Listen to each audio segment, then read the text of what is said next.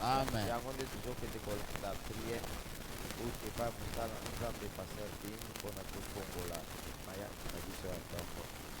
Sois élevé notre Dieu. Merci.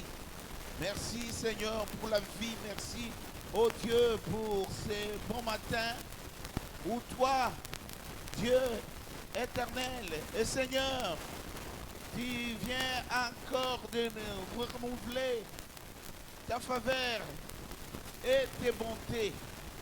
Nous sommes bien vivants Seigneur et nous voulons te dire merci. Merci pour ta vie. Merci Seigneur Père éternel pour cette grâce imméritée. Personne ne peut prétendre qu'il voit la journée d'aujourd'hui par lui. Méchants nous sommes, parfaits nous ne sommes pas. Mais encore, le Seigneur ne nous compte pas par rapport à nos œuvres, par rapport à nos actes. Le Seigneur nous compte, Seigneur, par rapport à que lui-même, son dessein, lui-même, pourquoi il nous a créés. Et il nous laisse l'occasion, parce qu'il ne veut pas que nous puissions nous perdre. Mais il nous laisse l'occasion pour que nous puissions reconnaître qu'il y a un Dieu qui est au ciel et qui dicte toutes les choses. Merci Seigneur. Merci pour la vie et merci pour Dieu le Tout-Puissant ces instants. Je reconnais que Seigneur, c'est pour un but. Je reconnais que Seigneur, c'est juste pour une raison valable que toi tu nous gardes. Nous sommes le fruit et les œuvres de ta création. Tu nous as créés pour assouvir tes besoins. Nous avons été créés pour Dieu le Tout-Puissant, te plaire. Nous avons été créés pour toi. C'est comme ça que je recommande ces instants entre tes mains. Nous commençons avec toi, Père éternel, ce culte matinal. Le 12e, Seigneur, d'une série de 100. Père, sois avec le modérateur. Bénis ton peuple, celui qui est en train de venir et d'arriver. Tous ceux qui sont là, Dieu, qu'ils voient déjà ta main puissante et agissante. Le cher Saint-Esprit, guide chacune des étapes en ces lieux au nom puissant de Jésus. Je recommande, Père éternel, la vie et l'âme, le cœur, la conscience, l'amour pour toi de tous tes enfants. Béni sois-tu. Protège ceux qui sont en train d'arriver. Et Dieu, commence avec nous. Toi, Alpha et Oméga. Nous avons prié par la foi et nous disons gloire et louange à toi, Seigneur Jésus-Christ. Gloire et louange à toi, Seigneur. Amen, amen. Amen. Natondi okolo. Alléluia, natondi okolo. Amen, amen. Natondi okolo. Alléluia, natondi okolo. Amen, amen. Oh, natondi o papa nangai. Konabola mosali natondi okolo. Amen, amen. Natondi okolo. Alléluia, natondi okolo. Amen, amen. Oh, matondo e papa nangai. Como yo pesi natondi okolo. Amen, amen. Okolo, alléluia, natondi okolo. Amen. Ayozali monsanto masiae. Yahweh okumbama libe lanzambe na bomoi masia kumbama. Santo masiae. Yahweh okumbama libe lanzambe na bomoi. Oyo ozali mosantu papa na ngai nakonetola yo. Yo nde nzambe na ngai yo mosantu okumbama. Tumasiya Yahwe okumbama libela nzambe na bomoi masiya akumbama kumbame. Masiya kumbama kumbama kumbame. Masiya kumbama yoyo kumbame. Masiya kumbama yoyo kumbame. Masiya kumbama Yahwe kumbama. Ilonga kumbama Yahwe kumbama. Nabenga yo nani Yahwe kumbama. Nabenga yo Jehovah Jireh kumbama. Nabenga yo nani Yahwe kumbama. Nabenga yo Jehovah Rafa kumbama. Masiya kumbama yoyo kumbama. Masiya kumbama yoyo kumbama. Ilunga kumbama yoyo kumbama. Jehovah kumbama yoyo kumbama. Masiya kumbama yoyo kumbama. Elohim kumbama yoyo kumbama. Masiya kumbama yoyo kumbama.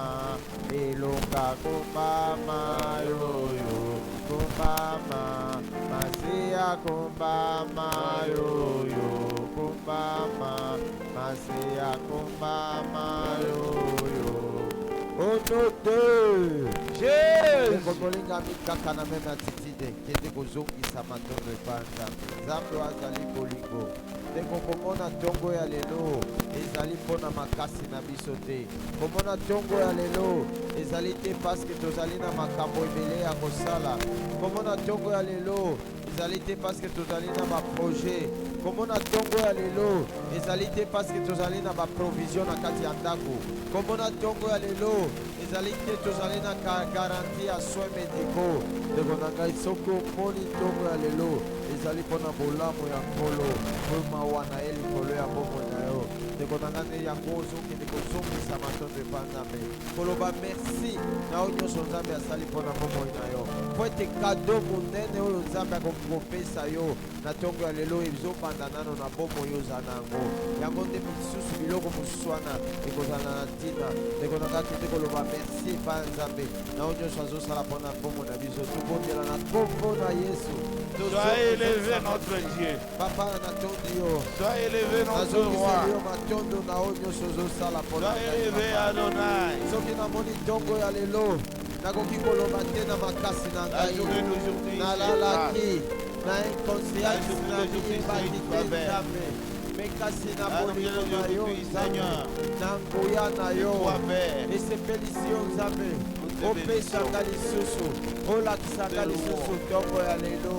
Papa nani akoki kosala oyo yo ozali kosala osali yango mpo ete ozali na bolingo nzambe natondi yo zwa lokumu natomboli bonene ya kombo na yo nzambe na oyo nyonso ozosala na bomoi na ngai. Nani azali lokola yo? Nani akoki lokola yo nzambe? Ebandeli mpe na suka ya nyonso. Papa bomoi opesi ngai yango nde kado monene, yango nde ya motu ya nzambe, yango nde ezali kopermete ngai nazala katikati ya bato. Soki yo olongoli bomoi oyo ata na miliki yo nzambe bakomema ngai bisika mosusu.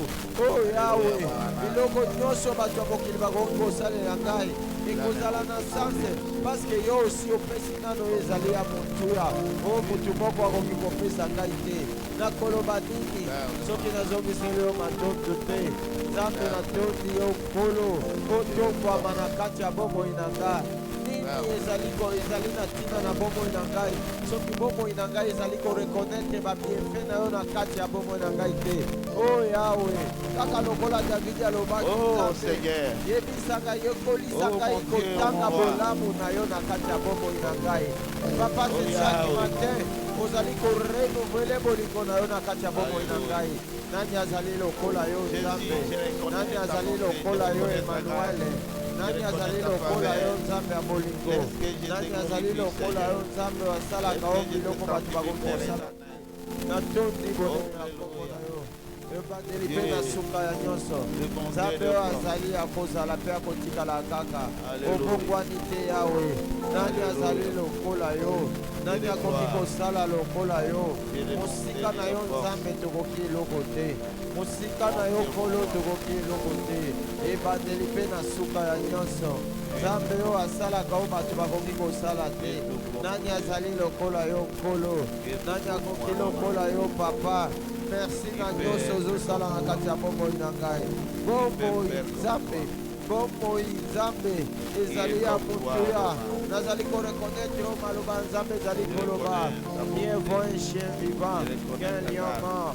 Nzambe natondi yo, Papa na pamboli yo, Papa na noteli na toli bonene ya kombo na yo. Merci na o nyonso osali mpo na ngai. Merci Seigneur pour la bombe na yo. Merci pour la vie. Merci na o nyonso osali mpo na bombe na ngai. Merci na nyonso osali. Au nom de Jésus. Tozokende kozongisa matombe pa Nzambe na nyonso asali. Apesi biso bomoi kasi mpe apesi bana na biso entourage na biso. Apesi bomoi epai ya basi na biso mibali na biso. Abateli bandako na biso, abateli bafamille na biso, aprotege bayaya na biso, baleki na biso, bacousin na bacousine na biso. Nzambe aprotege, Nzambe aprotege mboka na biso, aprotege baautorité na biso nyonso. Soki tokozongisa makondo mpe Nzambe ndenge aprotege lingomba na biso. Nzambe ezali tolamoki toyoki sango ya mabe te. Loboko ya Nzambe ezali likolo na nyonso. Tokende kozongisa matondo na oyo Nzambe azosala mpona matanga na biso, mpona bana na biso, mpona fami na biso, mpona lingomba temple ezali te, mpona mboka na biso, ekolo na biso. Tokende kozongisa matondo pa Nzambe tosapela na kombo na Yesu. Olo nazongiseli yo matondo Nzambe.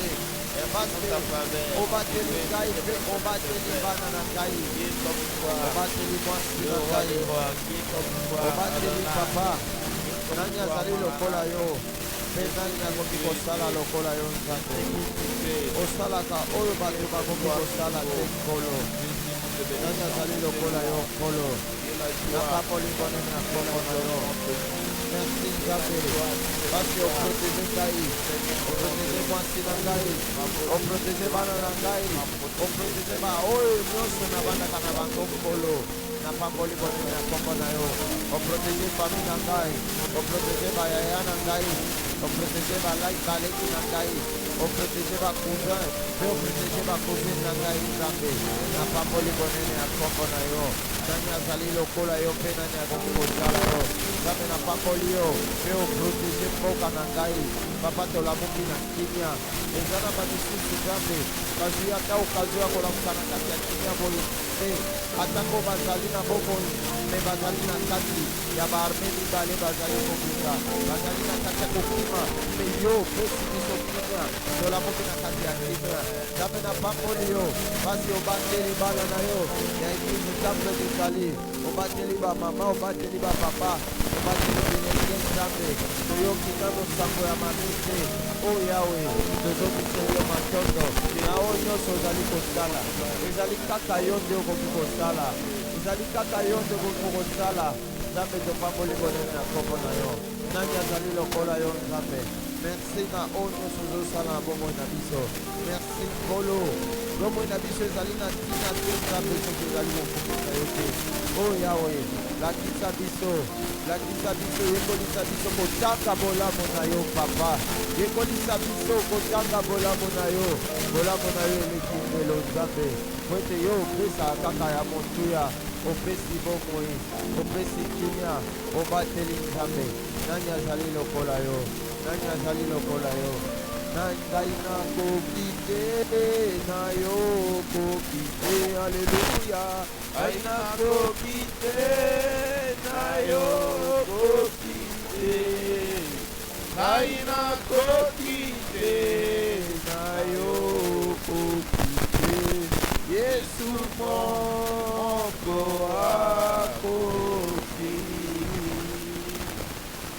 ngai nakoki te na yo koki te alleluya ngai nakoki te na yo koki te ngai nakoki te na yo koki te Yesu moko akoki Yawe Nzambe Yawe Nzambe nanga Yawe naluki yo butu na moi naluki ya solo ya kakobanda Yawe nazali mwana ya solo Yawe Nzambe nanga Yawe naluki yo butu na moi naluki ya solo ya kakobanda nanga Yawe nazali mwana na yo Ekolo Yesu yaka Ekolo Yesu yaka Ekolo Yesu yaka Ekolo Yesu yaka Oh Ekolo Yesu yaka Yaka osunga biso Yesu yaka Ekolo Yesu yokoki okoki kolo okoki na nyonso yawe Ekolo Yesu yaka Ekolo Yesu Yesu limbisa masumu kolo petola mitema yawe Ekolo Yesu yaka Ekolo Yesu Yesu limbisa masumu kolo petola mitema yawe Yesu yaka Ekolo Yesu Oh Yesu yokoki okoki kolo okoki na nyonso yawe Ekolo Yesu yaka Ekolo Yesu Yesu yokoki okoki kolo okoki na nyonso kolo Yesu yaka Ekolo Yesu Tekomonika mikaka na meme attitude ozozwa position malamu ya kokende kosenga bolimbisi epai ya Nzambe ndeko na ngai soki tomitali ndenge tozali tokokaki ata kotanga kombo ya Nzambe te po ete tozali basumuki Yesu azali mosantu ndeko na ngai tozosala masumu na banzela nyonso makomi ya Nzambe ezali koloba oyo akoloba asumuki te alobi lukuta ndeko na ngai nakokanisa nakoloba ndeko na ngai nakotala nakoyoka tozali kosala masumu ntango malamu ozali na ntango malamu ndeko na ngai kende kosenga bolimbisi epai ya Nzambe na domene ya kolimbisa masumu Nzambe ye moko ye azali na makoki ya kolongola masumu koefase masumu kopardone masumu yango nde okende komitika epai ya Nzambe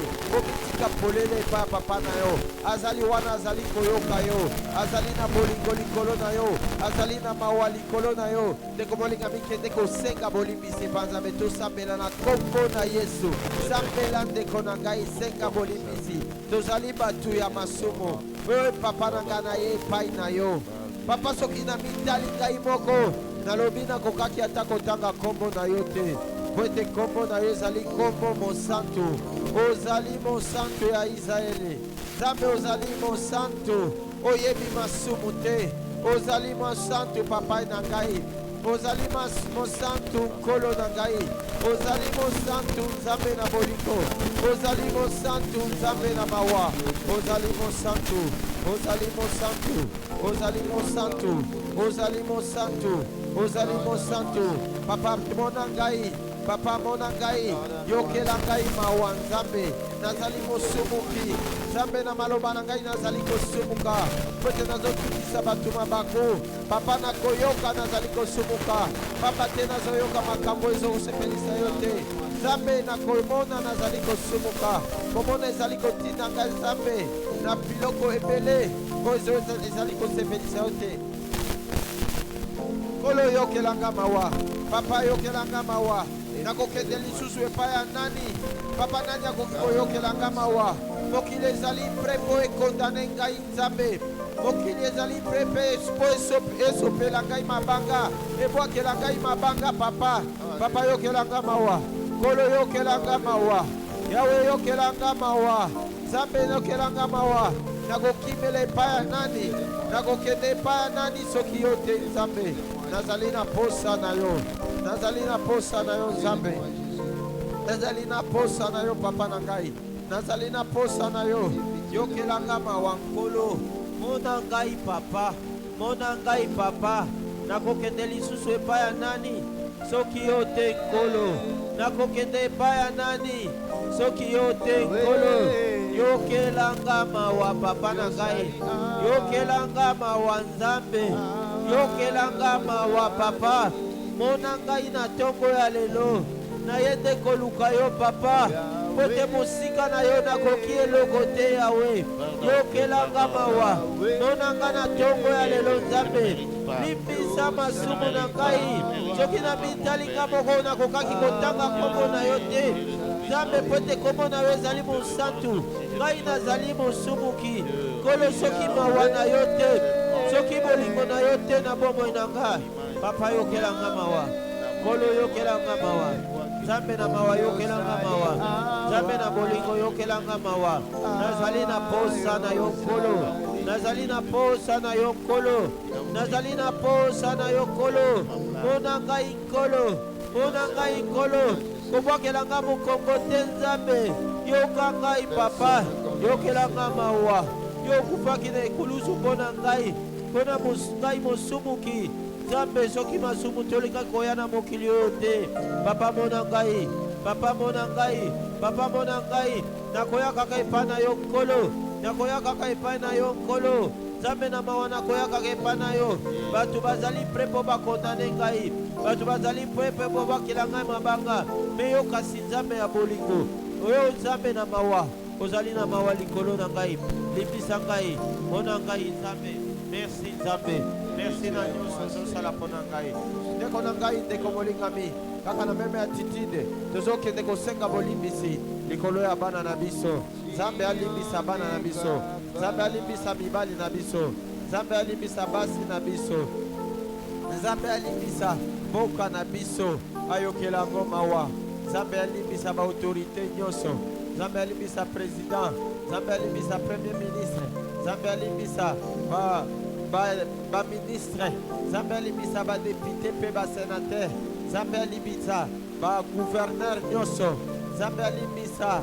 badepute provinciaux nyonso nzambe alimbisa baautorité militaire nzambe alimbisa baautorité policière nyonso nzambe alimbisa bamagistrat nzambe alimbisa toutes les couches sociales nzambe amona bango nzambe alimbisa bafamille na biso nzambe alimbisa lingomba na ye temple disali alimbisa bapapa alimbisa bamama alimbisa bilenge alimbisa bayembi alimbisa baprotocole alimbisa basali na ye nyonso nzambe ayokela biso mawa ndeko bolingami tosambela tosenga bolimbisi likolo ya bafamille na biso bana na biso mibali na biso basi na biso ya bafamille na biso mobimba tosenga bolimbisi likolo ya baautorité na biso tosenga bolimbisi likolo ya eglise temple disali tosambela na kombo na yesu nkolo na ngai o papa nzambe na mawa nzambe na bolingo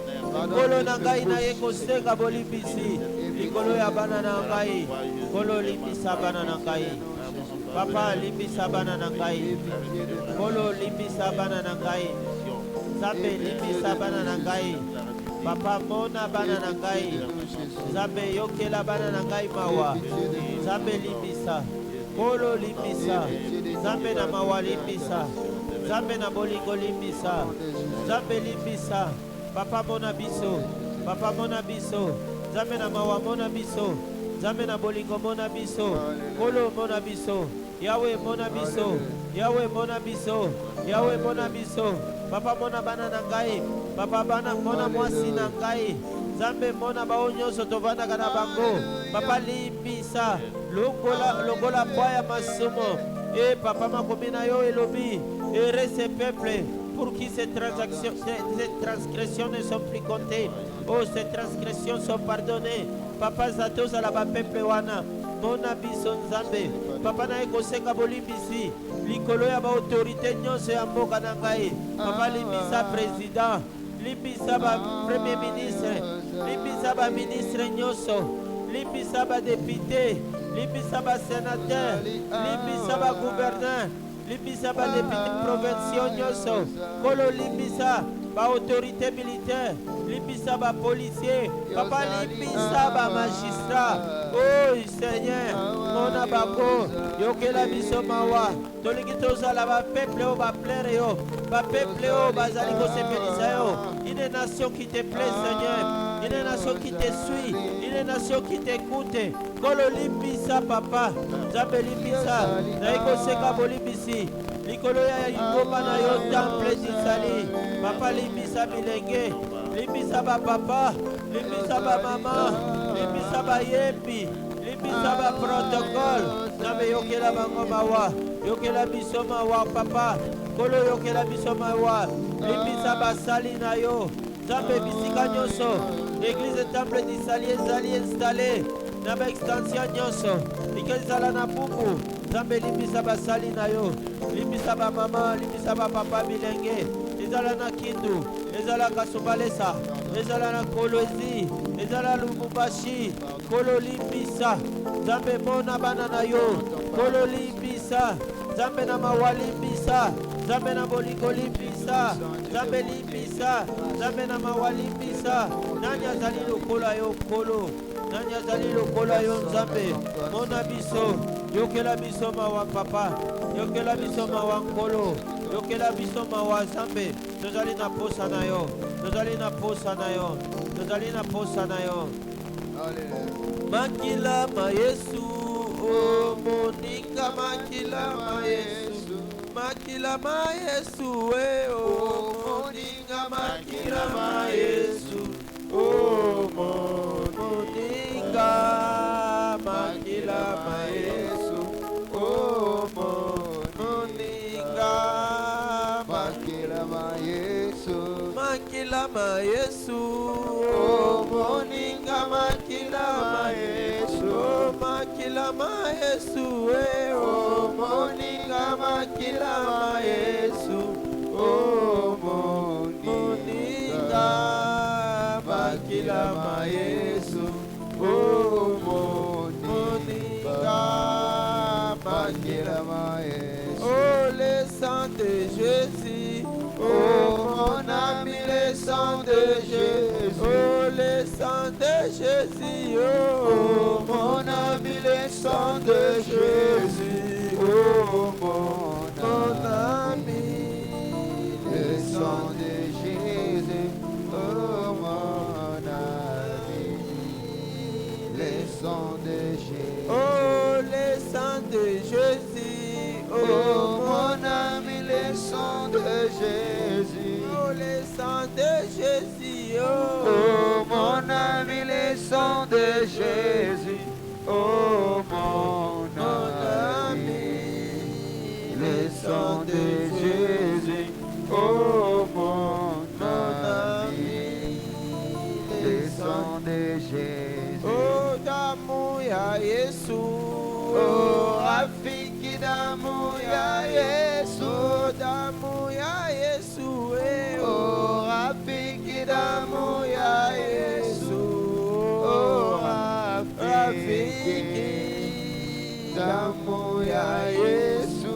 Oh rafiki damu ya Yesu. Oh damu ya Yesu.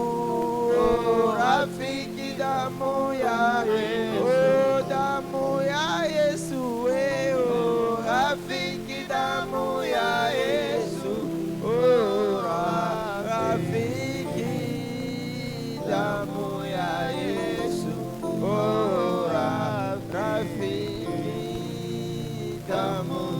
ndeko molingami kaka na meme attitude ozokende kosenga makila ya Yesu.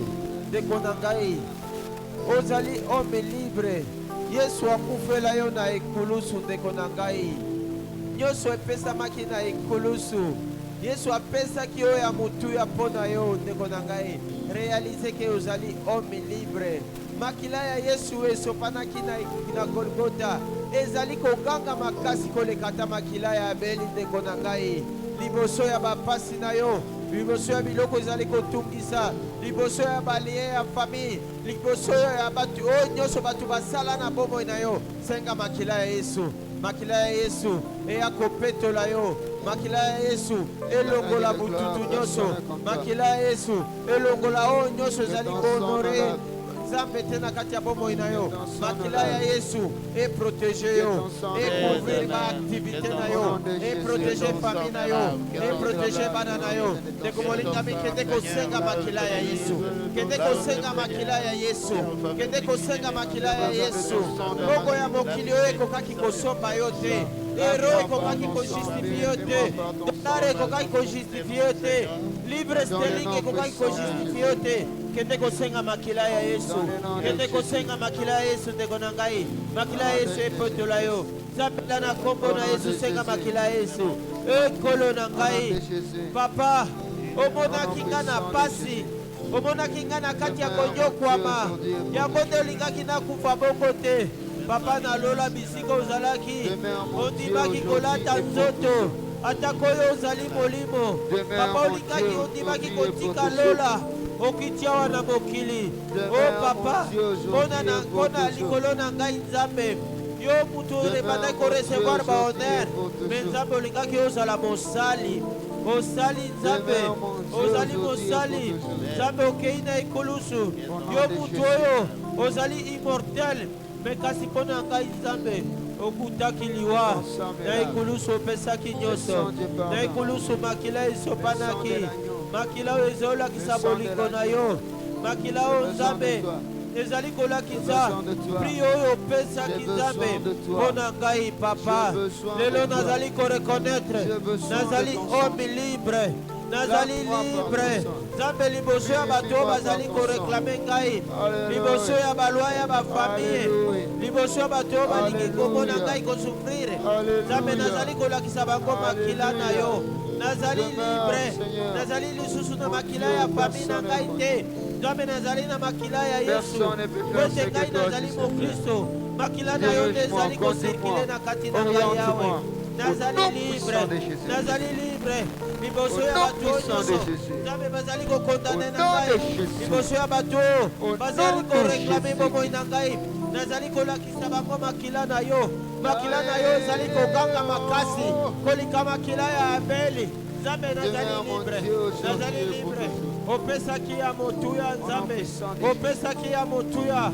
Mbongo ya mokili ekokaki kosomba ngai te, eloko moko ya mokili ekokaki kosomba ngai te. Nzambe ifalaki opesa makila na yo. O papa na ngai nazali libre, Nzambe nazali libre. Opesaki ya motuya, nini yo ekoki kotelema liboso ya makila na yo Nzambe? Makila na yo ezali koganga. O Nzambe na bao nyonso bazali koreklame ngai, Nzambe makila na yo ezali koganga. Makila na Yesu ezali koganga pliske makila ya Abeli. Oh Yawe, nazali libre, nazali libre, nazali libre. Na bao nyonso bazali koreklame ngai, na balwa ya mokili ezali koreklame ngai. Oh Nzambe na bato bazali koreklame ngai, nazali libre. Makila na Yesu, makila na Yesu, makila na Yesu, makila na Yesu, makila na Yesu. Ndeko molingami kaka na meme attitude wana ozali kosenga makila ya Yesu likolo ya église temple d'Israël. Makila ya Yesu eprotege lingomba na ye, makila ya Yesu eprotege ba projet na yo, makila ya Yesu eprotege bisika oyo bisika ovandaka, makila ya Yesu elongola biloko nyonso ezali kohonore Nzambe te na kati ya ndako na yo elongola nyonso baoto bakotisaki elongola nyonso mokili ekotisaki na kati ya ndako na yo makila Yesu elongola epetola enettoye makila Yesu eprotege baprojet na yo o baprojet na yo nyonso ozali na yango sengete makila Yesu ekouvrir yango bato ya mokili oyo bakolinga koluka kobebisa baprojet na yo koluka kobebisa biloko ozali kosala bakoluka kobebisa mosala na yo sengete makila Yesu eprotege mosala na yo eprotege mosala na yo eprotege lingomba temple disali senga makila Yesu eprotege baprojet na yo eprotege ndako na yo eprotege bana na yo eprotege lingomba temple disali sambela na kombo na Yesu makila Yesu eprotege o Nzambe nazosenga makila na yo eprotege Nzambe baprojet ngai makila na yo Nzambe eprotege bana na ngai makila na yo Nzambe eprotege ndako na ngai makila na yo Nzambe enettoye ndako na ngai Nzambe elongola biloko nyonso ezali kokumisa yo te elongola biloko bato bakotisaki na ndako na ngai mpo babebisa ngai Nzambe makila na yo elongola makila na yo elongola Nzambe elongola yo nyonso ezokumisa yo makila na Yesu ezoganga koleka ata makila ya Abeli makila na yo Nzambe eprotege mosala na ngai makila na yo eprotege na ngai makila na yo ndangme eprotege nyonso nazali kosala o makila na Yesu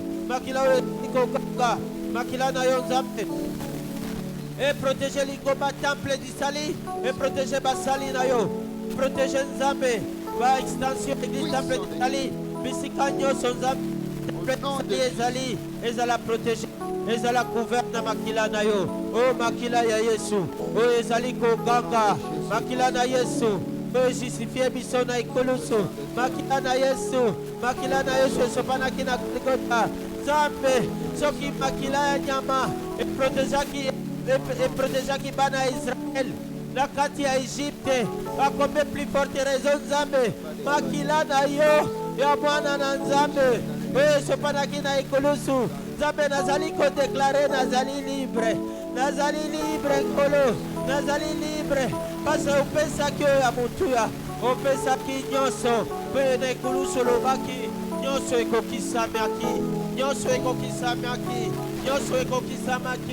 nyonso ekokisamaki liboso ya bato oyo bazali koreklame ngai nayebisi bango ke na ekulusu nyonso ekokisamaki mpo esaki opesaki ya motuya merci nkolo merci papa merci yawe merci na nyonso ozosala ndeko molingami kaka na meme attitude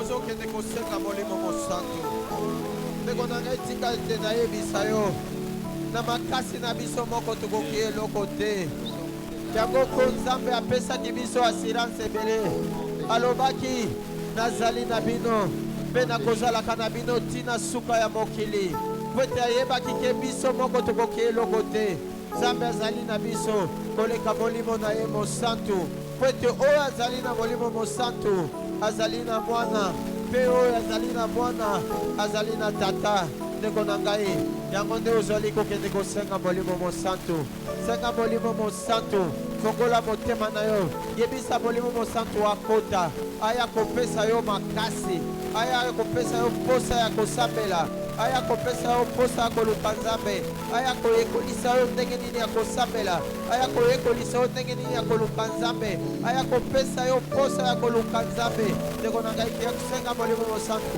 apesa yo nguya apesa yo makasi ya kosimba oyo nzoto ekoki kosimba yo te ekokosimba yango te apesa yo makasi ya kodepase balimite charnele nzoto ezali na bolemu nzoto ezali limite molimo mosantu apesa yo makasi molimo mosantu apesa yo mayele molimo mosantu apesa yo bwanya molimo mosantu aya korevele makambo ebombama molimo mosantu aya koeklere nzela na yo ndeko molingami kende kosenga molimo mosantu na kata bomba na yo senga molimo mosantu Senga molimo santo.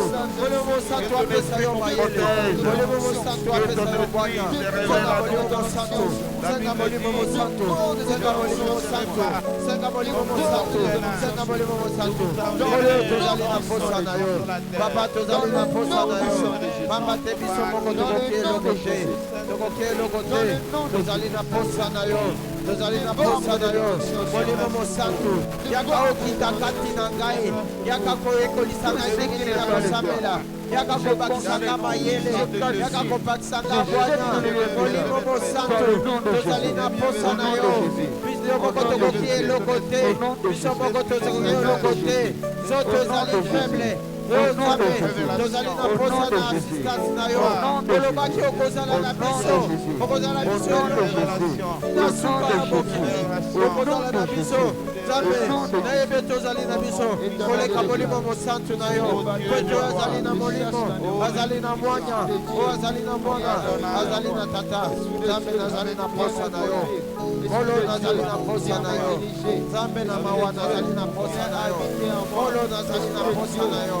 Nzambe na mawa nazali na posa na yo. Nzambe ya boliko nazali na posa na yo. Nzambe ya mawa nazali na posa na yo. Oh molimo mosantu. Yaka kokamba ngai. Yaka kobakisanga mayele. Yaka korevelenga biloko ebombama. Molimo mosantu. Nazali na posa na yo. Au nom de Jésus. Au nom de Jésus. Bitumeleki makasi ngaya wa makasi te o. Kolonzambe nanga papa budelanga na longa e. Bitumeleki makasi ngaya wa makasi te o. Kolonzambe nanga papa budelanga na longa e. Bitumeleki makasi ngaya wa makasi te o. Kolonzambe nanga papa budelanga na longa e. Bitumeleki makasi ngaya wa makasi te o. Kolonzambe nanga papa budelanga na longa e. Kolo Yesu budelanga na longa e. Kolo makasi nanga yo budelanga na longa e. Kolo kimelo nanga budelanga na longa e. Kolo likia nanga yo budelanga na longa e. Kolo refuge nanga yo budelanga na longa e.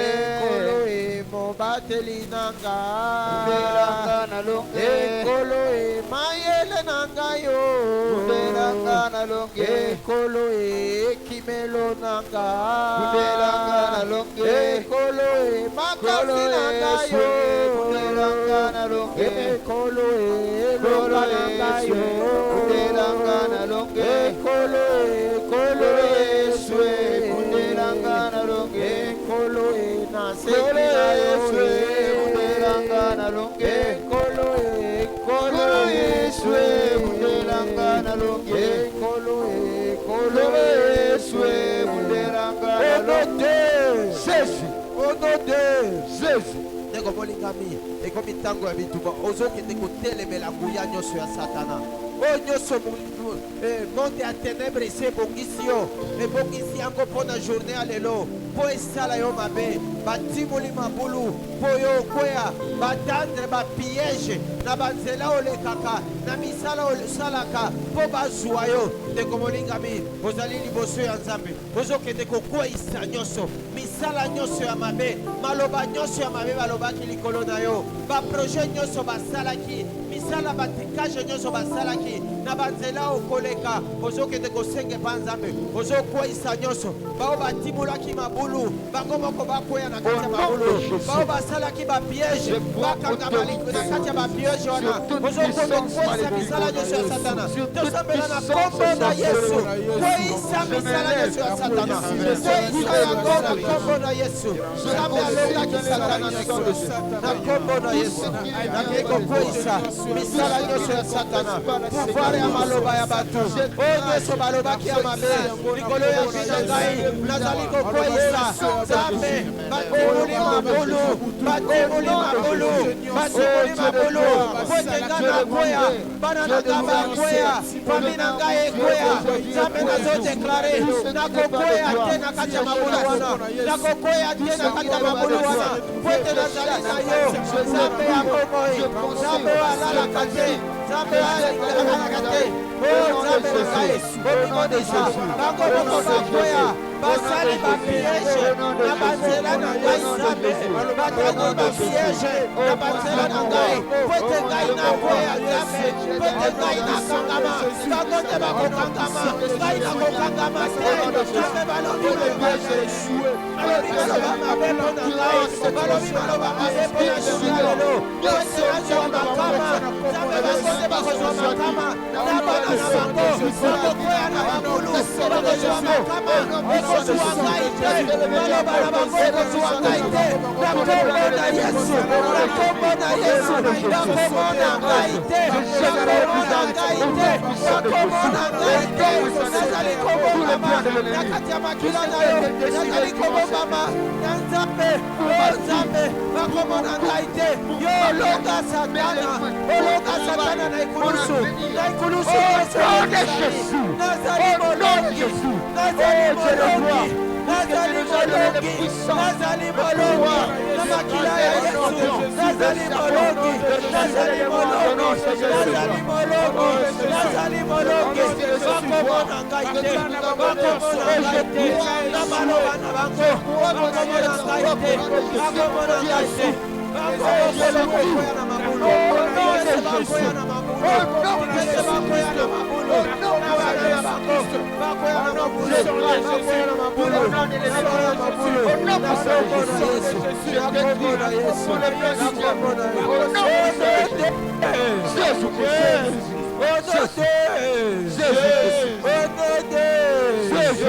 Est-ce que molongi moko azali awa? Molongi moko azali awa? Tobeta maboko makasi mpona lokumu ya Nzambe. Ozali molongi, ozali molongi, outi kokweyisa misala nyonso ya Satana, oyo nyonso balobaki ekwei, oyo nyonso baproklamaki mpona yo na journée ya lelo ekwei, bango moko na minute bazose retrouver déjà na mabulu batimolaki. Amen, amen, amen, amen. Tobeta maboko makasi, tobeta maboko makasi mpona lokumu ya Nzambe oyo alongisi biso.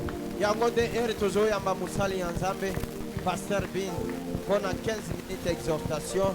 Tozali kobeta maboko makasi parce que basali ya Nzambe tomérite koakiri bango na double honneur, bango il faut bazala honoré.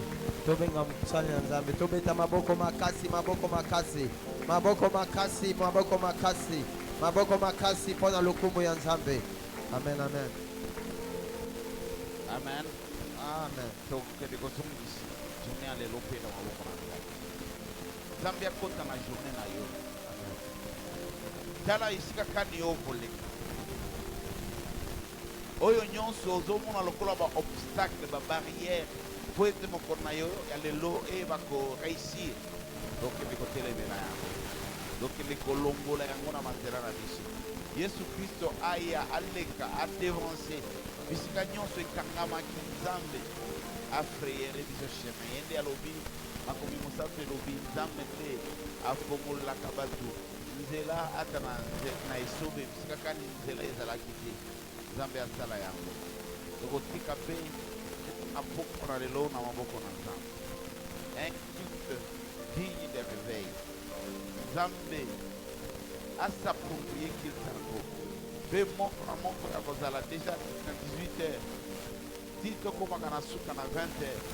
Nzambe akilakisi akreye baopportunité, lola ekita, lola esala, lola eloba, lola emona, lola efandisa, lola mpe ekokisa bilaka katikati na bomoi na biso. Tobondeli Kolo, torekomande journée ya lelo na maboko na yo. Oh Nzambe, la Bible dit à chaque nani azali lokola yo nkolo oyo abateli mosika na yo azosala mosala ya pamba.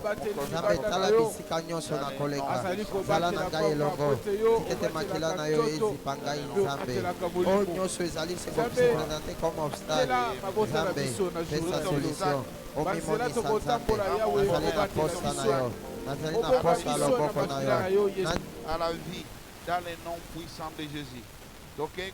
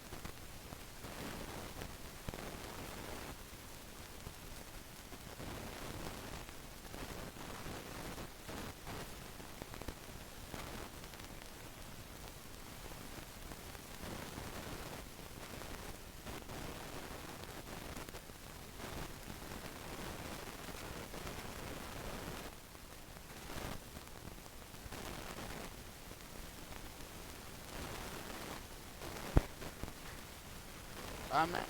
Amen.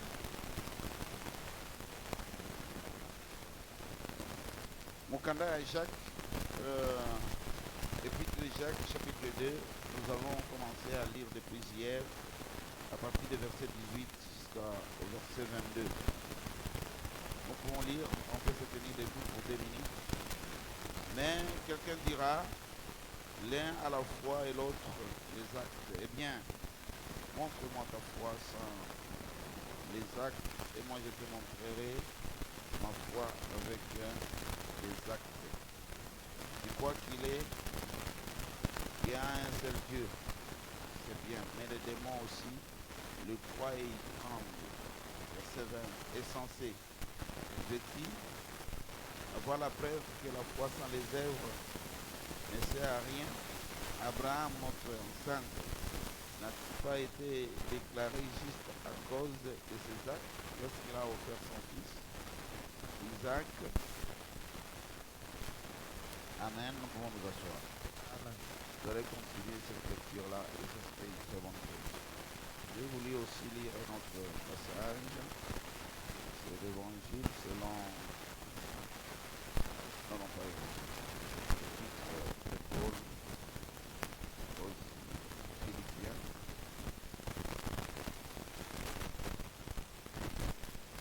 L'épître de Paul aux Philippiens, chapitre 2. Verset combien là? Voyons.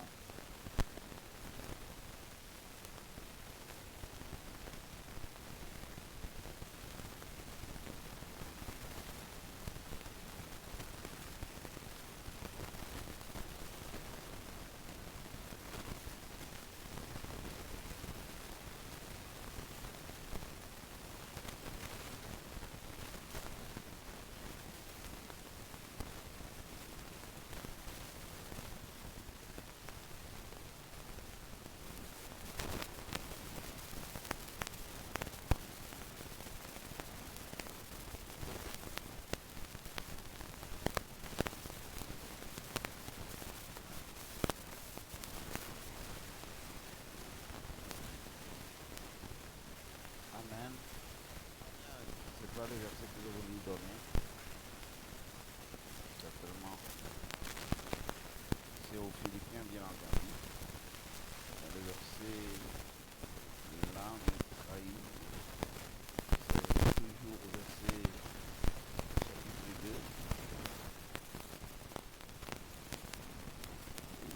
Mais c'est que la version ici, elle me complique. Mon ami, qui a la version Louis II, vous lisez Éphésiens chapitre 2, verset 12.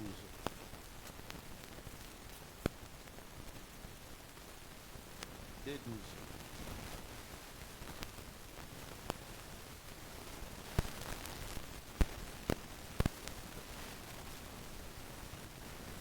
On prend le temps, il ne reste que 2 minutes. Éphésiens 2:12, nous lisons au nom de Jésus. Amen. Souvenez-vous que vous étiez en ces temps-là sans Christ, privés de tout droit de cité en Israël, étrangers aux alliances de la promesse, sans espérance et sans Dieu dans le monde. Parole du 13. Seigneur. Vous pouvez vous asseoir. Mais maintenant en Jésus-Christ, vous qui étiez jadis éloignés, vous avez été rapprochés par le sang de Christ. Continuez. Car il est notre paix, lui qui des deux n'en a fait qu'un, et qui a renversé le mur de séparation, l'inimitié, ayant anéanti par sa chair la loi des ordonnances dans ses prescriptions, afin de créer en lui-même avec les deux un seul homme nouveau, en établissant la paix, et de les réconcilier l'un et l'autre en un seul corps, car avec Dieu par la croix, en détruisant par elle l'inimitié. Il est venu annoncer la paix à vous qui étiez loin et la paix à ceux qui étaient près. Car par lui, nous avons les uns et les autres accès au Père, auprès du Père, dans un même esprit. Ainsi, Amen. Amen. Parole du Amen. Seigneur. Hein. Amen. Alléluia. Nous étions en train de dire que la marche avec le Seigneur, elle est très importante. il faut marcher avec le Seigneur. Ne voulez jamais marcher si le Seigneur n'est pas là. C'était ça la détermination des enfants d'Israël. Les enfants d'Israël ne voulaient jamais marcher sans Dieu. Parce qu'ils ont bien compris que la journée, le Seigneur, il mettait un nuage au-dessus de leur tête. Et quand ce nuage se déplaçait et suivait le mouvement du nuage. Et la nuit, il y avait une colonne de feu qui éclairait les sentiers et qui évoluait. Donc quand on évolue, on marche avec le Seigneur, on a la victoire. J'étais en train de dire ici, marcher avec le Seigneur, ou carrément quand le Seigneur vous courtise, quand le Seigneur frappe à votre porte, vous devez lui ouvrir la porte. Parce que vous ne savez pas qu'est-ce que vous entrez dans votre famille si vous accueillez le Seigneur. Il y a des gens comme ça. Nous n'avons pas encore commencé à vivre ça ici. Mais spirituellement, ça se vit. Vous arrivez et un jour, le Seigneur ouvre. Quelqu'un, ça peut être un serviteur de Dieu, ça peut être un frère ou une sœur. Il ouvre les yeux. Comment votre vie est et ce que Dieu programme à faire avec vous. Ou carrément vous-même, Dieu le Seigneur vous ouvre les yeux pour que vous voyez dans quel environnement vous vous trouvez. Vous vous rendez compte combien c'est important de découvrir des choses comme ça ou de vivre des choses comme ça. Il y a des choses que nous aussi, le Seigneur nous les donne. On peut arriver parce que vous êtes à l'église et même dans les rêves de certains serviteurs, vous êtes dans ces rêves-là. Ils prient, ils chassent les démons, ils brisent les liens de malédiction. Vous aussi, vous étiez là. Vous ne serez jamais là si vous n'avez pas dit oui au Seigneur. Marcher avec le Seigneur, c'est quelque chose de si merveilleux. J'étais en train d'encourager les enfants de Dieu parce que ça nous ancre.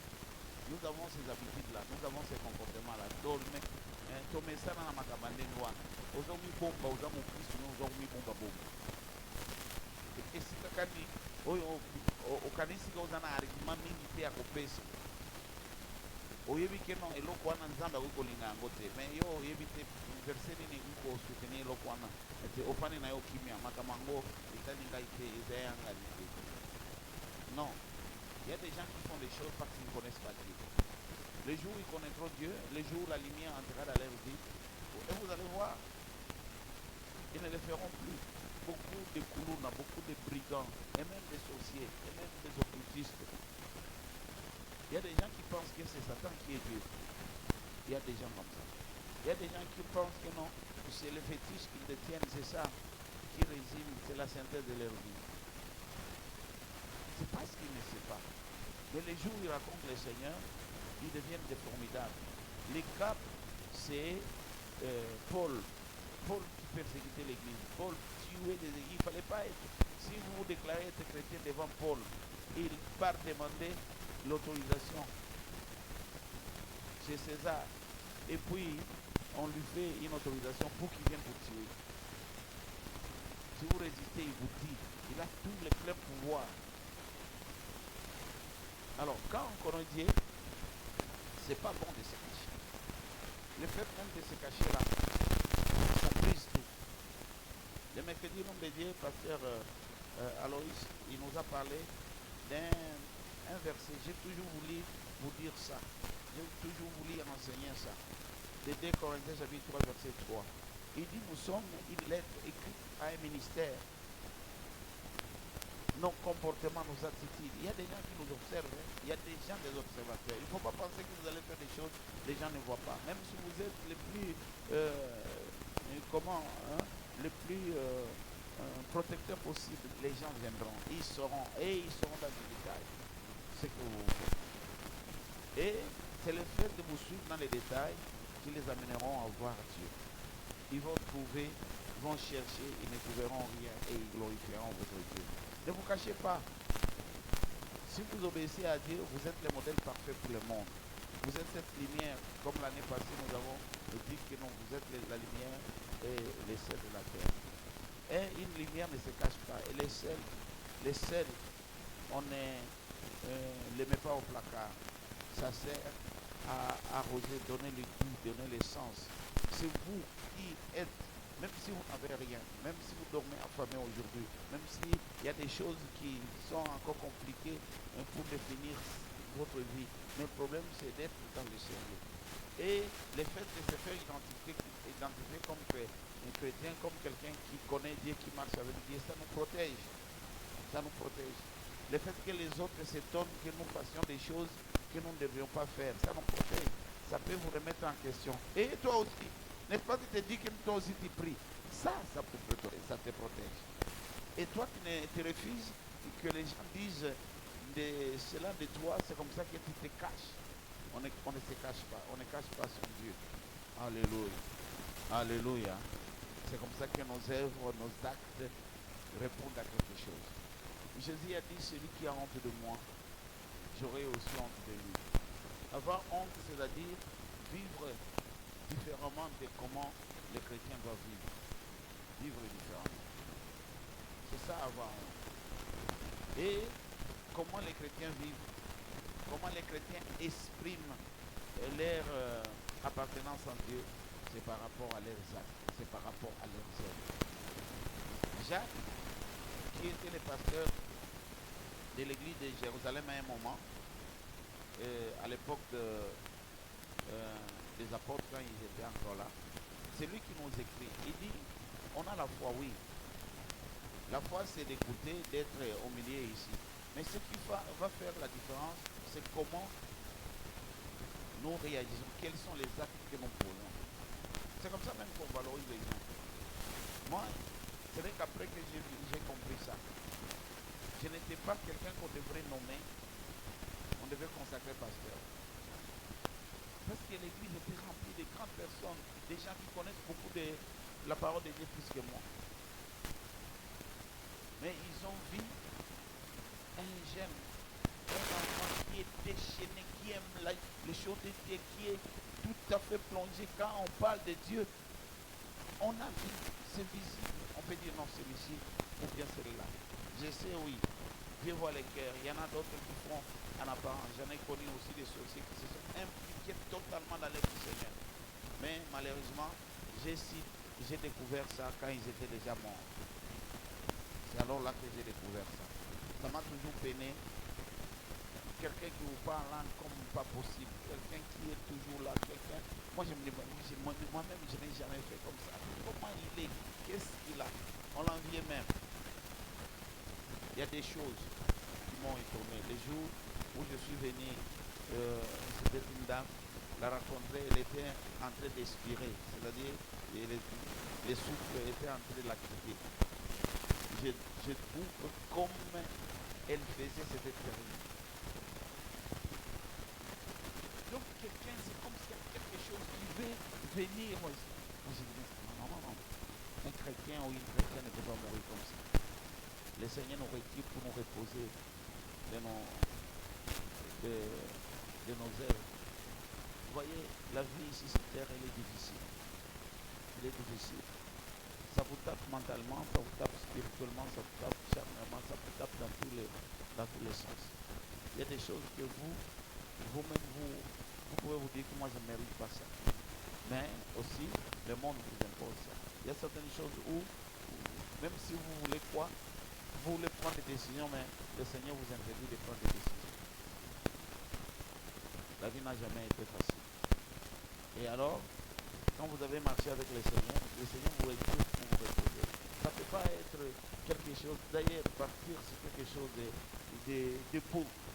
Pourquoi? Parce que ceux qui ont marché avec le Seigneur les amène dans la félicité. D'ailleurs, il y a un véhicule céleste qui est là, qui vient vous prendre. Vous arrivez, au même moment, vous laissez ces habits sales, ce corps mortel, et vous vous habillez avec des habits, et vous partez dans la félicité. Un chrétien qui a servi le Seigneur, c'est le justice. Donc, marcher avec le Seigneur, c'est aussi regarder quelles sont les œuvres que vous posez, quels sont les actes que vous faites, et faire entrer le Seigneur dans votre vie.